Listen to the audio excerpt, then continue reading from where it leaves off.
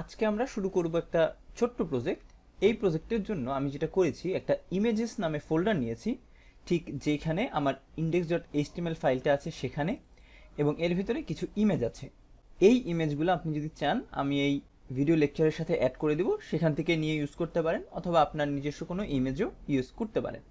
তো index.htmlটা এখন কারেন্টলি ফাঁকা। তা আমি যেটা করব, এখানে লিখব html, এবং দেখবেন এখানে আপনাকে অনেকগুলো অপশন দিচ্ছে।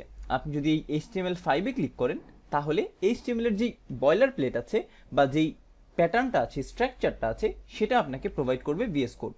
তো এখানে দেখেন এই যে এক্সট্রা কিছু হয়তো আপনি দেখতে পাচ্ছেন, যেমন HTML-এর ল্যাঙ্গুয়েজ ইংলিশ সেট করা, মেটা ট্যাগ UTF-8 সেট করা, এরকম আরও অনেক কিছু আছে। এইগুলো নিয়ে আপনার অত বদার্ড হওয়া লাগবে না, আপনি জাস্ট এখন এর ভিতরে কাজ করতে পারবেন। তো এইখানে আমরা এটার নাম দিচ্ছি নিনজা,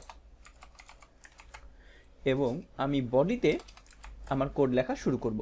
তো আমরা যে সাইটটা বানানোর চেষ্টা করব, সেখানে এটা হবে একটি নিনজার ওয়েবসাইট। নিনজার কিছু ডেসক্রিপশন থাকবে, এবং একই সাথে আমরা নিনজার কিছু ওয়েপন দেখাবো, এরকম একটা কন্ট্যাক্ট ফর্ম করব, এরকম একটা স্ট্রাকচার আমরা দাঁড় করানোর চেষ্টা করব। তো শুরুতে আমাদের যেই পার্টটা থাকবে, অর্থাৎ যেই পার্টটা সবার উপরে থাকে, ওই পার্টটাকে কিন্তু HTML-এর ভাষায় বলা হয় হেডার। তো হেডারের জন্য আমরা এখানে হেডার ট্যাগ ইউজ করতে পারি।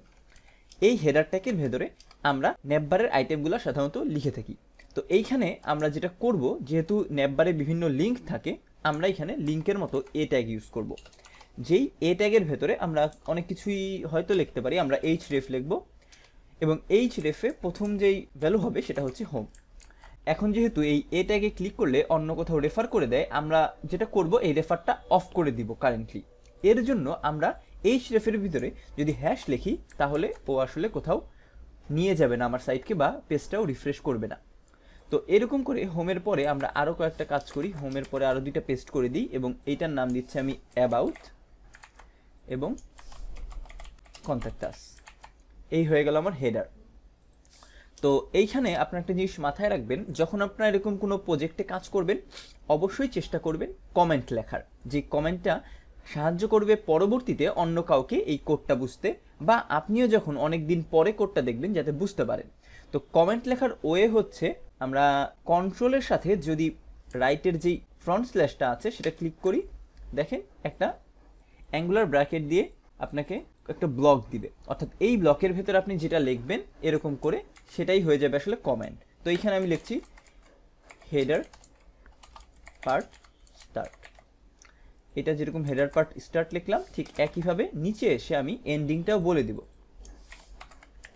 অর্থাৎ হেডার পার্টের স্টার্ট এবং এন্ডিং এখন আমার কমেন্ট করা আছে। এইভাবে কিন্তু আপনারা চেষ্টা করবেন সবসময় প্রত্যেকটা কোডে ছোট ছোট করে একটু কমেন্ট দেওয়া, যেটা পরবর্তীতে আপনার বুঝতে সুবিধা হয়। তো এরপরে আমরা চলে যাচ্ছি নিচে, যেখানে আমরা একটা সেকশন ক্রিয়েট করব। সেকশন, আচ্ছা সেকশন ক্রিয়েটটা আমরা পরে করি, আমরা আগে দেখে আসি আমাদের এই হেডারটা কীরকম লাগছে দেখতে। চলে যাই ব্রাউজারে, পেজটা রিফ্রেশ দিই, দেখেন হোম, অ্যাবাউট, কন্ট্যাক্ট আস, তিনটা পেজ আছে। এগুলো ক্লিক করলে কোথাও যাচ্ছে না। তো এটাই হচ্ছে আসলে আমাদের এই হেডারটা, যেটা দেখতে হয়তো খুব সুন্দর না, বাট আপাতত আমাদের কাজ চলে যাবে। এবং এখন আমি একটা সেকশন ক্রিয়েট করব। এই সেকশনে আমরা কি করব, আমরা একটা হেডিং ট্যাগ শো করব, অর্থাৎ ওয়েবসাইটের একটা হেডিং থাকবে। চলেন এটা ক্রিয়েট করি। হেডিংটা কি হবে, অবশ্যই একটা h1 ট্যাগ দিব, সবচেয়ে বড় হেডিং হবে এটা। তো এইখানে আমি দিতে পারি দিস ইজ দ্য টাইটেল। যদিও আমাদের এখানে অনেক কিছুই হতে পারতো, আমরা দিস ইজ দ্য টাইটেল লিখলাম, এবং এইটা আমাদের এখানে এইভাবে শো করছে। আপাতত পারফেক্ট। এবং এইখানেও আমি কমেন্ট করব, কন্ট্রোল এবং ব্যাকস্ল্যাশ দিচ্ছি, তার জন্য একবারে আমার এই কমেন্টটা চলে আসছে। আপনারা চাইলে একটা একটা করেও এভাবে যদি লেখেন, অ্যাঙ্গুলার ব্র্যাকেট দিয়ে, এক্সক্লেমেটরি দিয়ে এভাবে দেখেন, তাহলেও কিন্তু কাজ হবে, একই কথা। তো এখানে সেকশনের কমেন্ট লিখবো সেকশন। আচ্ছা আমি যেটা করি, উপরের এইটাই কপি করে নিয়ে আসি, এবং এইখানে আমি লিখতে পারি কমেন্টটা টাইটেল পার্ট স্টার্ট বা টাইটেল স্টার্ট। এটা কপি করে নিই, নিচে পেস্ট করে দিচ্ছি, টাইটেল এন্ড ফরম্যাট। হ্যাঁ আপাতত ঠিক আছে।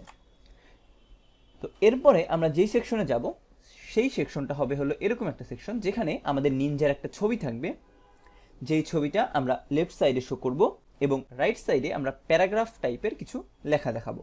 তো চলেন এটা করে ফেলি। এর জন্য আমি যেটা করব, এখানে আরও একটা সেকশন নিব। তো শুরুতে আমি কমেন্টে লিখি যেটা লিখবো ইমেজ অ্যান্ড প্যারাগ্রাফ স্টার্ট। এটা কপি পেস্ট করবো আরেকবার এবং এখানে লিখছি এন, এবং এইখানেও আমরা আরেকটা সেকশন নিচ্ছি। এই সেকশনের ভিতরে পুরো কোডটা থাকবে। তো যেহেতু আমি বললাম যে লেফট সাইডে একটা দেখাবো, রাইট সাইডে আরেকটা দেখাবো, যেটা আমাদের প্ল্যান আসলে, সেরকম আমরা এখানে করতে না পারলেও আমরা দুইটা ডিভ কিন্তু নিতেই পারি, তাই না? যেহেতু আমরা এখনো জানি না যে একটা কন্টেন্ট কিভাবে লেফট সাইডে এবং রাইট সাইডে দেখাতে হয়, আমরা ডিভের ভিতরে লিখে দিই, তাহলেও পরবর্তীতে না হয় আমরা এটা নিয়ে আলোচনা করতে পারবো। তো এখানে আমি ইমেজ ট্যাগ ইউজ করছি,